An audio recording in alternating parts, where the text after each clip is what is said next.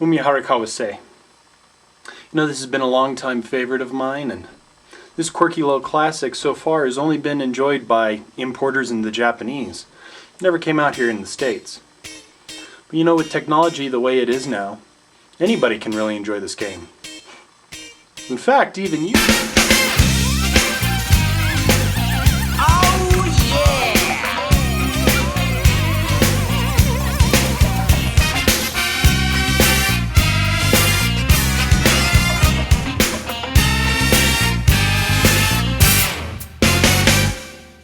Umihara Kawase. It was released in 1994 by NHK and TNN to a dull plop. In other words, it bombed. Why? Well, I don't know. It was probably because it was different than any other game at the time, and it was kind of plain looking. TNN eventually went out of business and was never heard from again.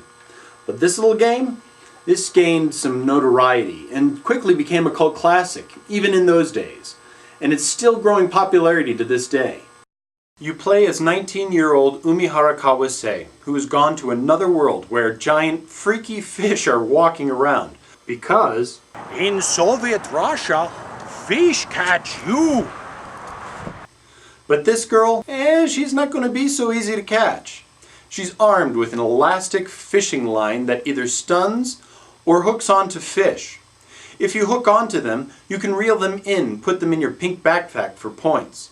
To move to the next stage, you have to maneuver Umihara to the next door somewhere on the level. Sometimes there's a secret door, harder to reach, that will warp you further along in the game. Here's the controls. The X and B buttons make Umihara jump, while the A and Y buttons make her cast her fishing line. Holding down the A or Y buttons causes her to keep her grip. She'll let go if you stop pressing on it. Pushing down causes her to reel in either herself or an enemy fish, while pushing up will increase the length of the fishing line. Pushing in a direction while casting your fishing line will cause Umihara to cast in that direction. If you need to see further along in the screen, the left and right corner buttons will scroll the screen, even when it's in pause. This is another prime example of a game that doesn't hold your hand and steadily increases in difficulty. But you get 10 lives and about 4 to 5 minutes for each stage, meaning that you have plenty of chances to wade around in the stages trying to find passages or learn new techniques.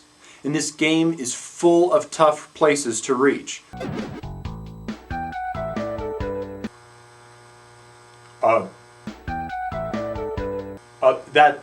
That's not what you think.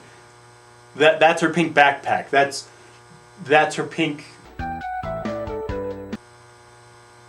Now, this game's physics engine is pretty spanking cool for its time. I'm not saying it's flawless, but for a 16-bit SNES game, it's really good. At the beginning of many of the first stages, there is a video teaching you a technique that you will use on the upcoming level. There's lots of techniques to learn, and so when starting off, you really don't want to skip over them. The enemies are part of the bizarre aspect of this game. Touching them takes a life away, while some of the projectiles will knock Umihara backwards and stun her for a few seconds. But in this game, with monsters literally randomly spawning everywhere, a few seconds really is a few seconds too long. And beware the boss battles. Those are enough to get you ripping out your hair. You'll also see that the menu seems to be in English, but it's really not. But that's okay, you don't really need it to play the game. So, it's okay to just skip it. And the music? It's really not that bad. It's a bit repetitive, but for the most part, it's pretty enjoyable. I can listen to it the entire time while I'm playing and really not be concerned with it. On the downside, the crazy angles that you're expected to learn to get through are a real challenge and might be a detriment to some. It can make the game frustrating and sometimes seemingly nigh impossible. But to get the good ending to the game, you have to get to and beat Field 55 within 30 minutes. And that's going to be a tall order for many. Another down point is a lack of a save state for this game. So when you lose your 10 lives, it's game over and you start from the beginning all over again, from Field 00. That's kind of annoying, but it's a challenge.